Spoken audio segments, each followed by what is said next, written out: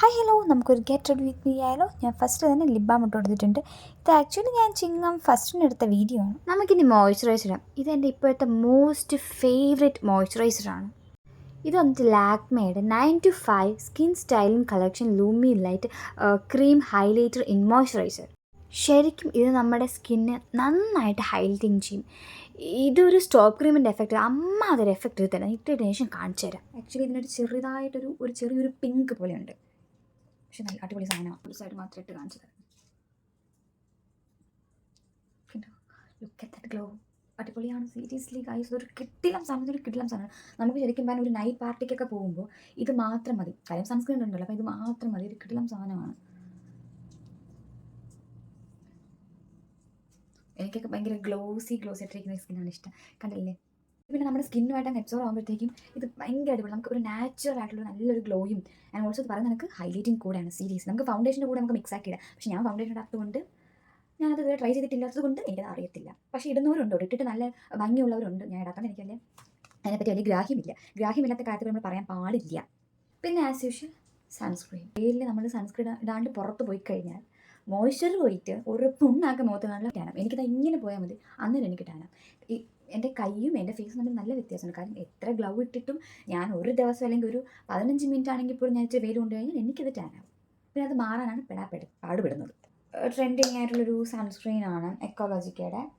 ഇനി നമുക്ക് ഐബ്രോസ് ഫിൽ ചെയ്യാൻ റീസെൻ്റ്ലി യൂസ് ചെയ്യുന്നൊരു ജെൽ ഐബ്രോയുടെ സംഭവമാണ് യൂസ് ചെയ്യുന്നത്. ഇതാണ് യൂസ് ചെയ്യുന്നത്. ഇത് നല്ലതാണ്. ഇതങ്ങനെ പെട്ടെന്ന് വാഷ് ചെയ്തിട്ട് പോകത്തൊന്നുമില്ല. PAC ആണ് വരുന്നത്. PCA ഇതാണ് സംഭവം. ഇതെങ്ങനെ പറയുന്നത് എനിക്കറിയത്തില്ല. Look at that different. എനിക്ക് ഐബ്രോസ് തീരെയില്ല, അതുകൊണ്ട് ഞാൻ ഐബ്രോസ് നന്നായി ഫില്ല് ചെയ്യും. ഇത് ഇച്ചിരി കഴിയുമ്പോൾ ഞാൻ ഈ 2 സൈഡും ഒന്ന് വൈപ്പ് ചെയ്തിട്ട് വീണ്ടും കുറച്ചുകൂടെ തിന്നാക്കും. ഇനി നമുക്ക് കണ്ണെഴുതാം.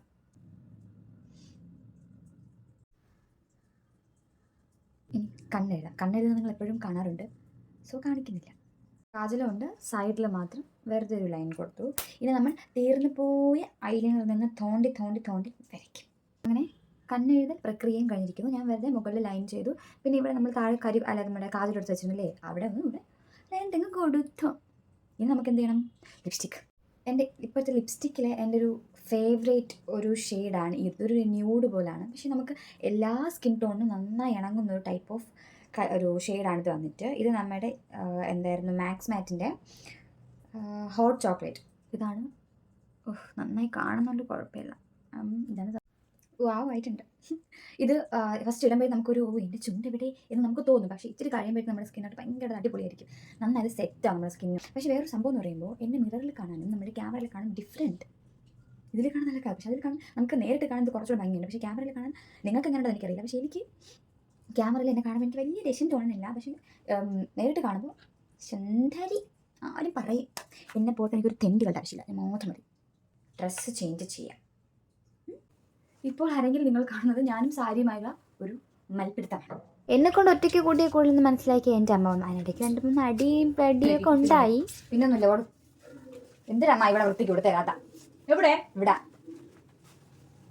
സാരി ഉടുക്ക് കഴിഞ്ഞിരിക്കുന്നു ഗൈസ്. അതിൻ്റെ കറുത്ത കരങ്ങൾ ഇവരെല്ലാം ഞാൻ തന്നെയാണ്. എനിക്ക് കണ്ണടിക്കണം. അപ്പോൾ ചെയ്യേണ്ടത് മുടി കെട്ടണം.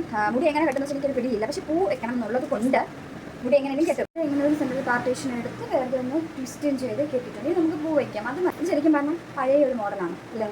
പണ്ട് തൊട്ട് ഇങ്ങനെ വെച്ച് വരുന്നൊരു പ്രക്രിയ ഉള്ളതാണ്. ഇപ്പം എൻ്റെ പൂവിൻ്റെ കുറവ് കാരണം നമ്മളിപ്പോൾ അഡ്ജസ്റ്റ് ചെയ്ത് ഇങ്ങനെയൊക്കെ നമ്മൾ വയ്ക്കും. എനിക്ക് പൂ അവിടെ എവിടെയും കാണണം. എനിക്ക് അത്രേ ഉള്ളൂ.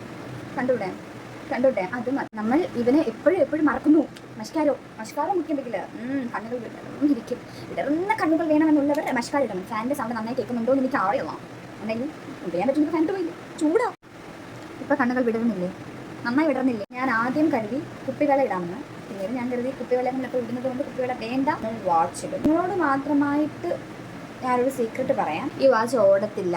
അപ്പോൾ ഇതാണ് എൻ്റെ ഫൈനൽ ലുക്ക്. ഇഷ്ടമായി കഴിഞ്ഞാൽ ലൈക്ക് ചെയ്യുക, ഷെയർ ചെയ്യുക, സപ്പോർട്ട് ചെയ്യുക. ബൈ.